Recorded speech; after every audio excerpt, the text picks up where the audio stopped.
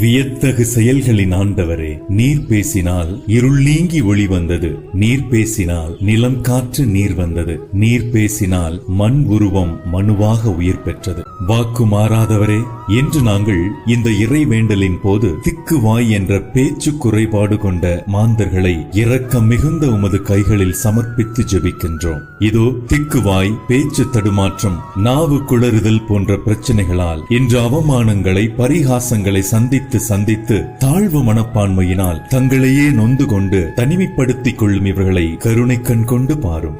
ஆற்றலின் ஆண்டவரே, இக்குறைபாடு உள்ளவர்களுக்கு தரப்படும் சிறப்பு பயிற்சிகளை இவர்கள் மனம் தளராமல் செய்திடவும், தைரியமாக இந்த சூழ்நிலையை எதிர்கொள்ளவும் நீரே திருவுளம் கொள்வீராக. உமது உருவாக்கும் வல்லமையின் ஆவியினால் இந்த குறைபாட்டினை நீர் முற்றிலும் மாற்றி சீராக பேசும் திறனை இவர்கள் பெற்றுக்கொள்ள நீரே கிருபை புரிந்தருளும்.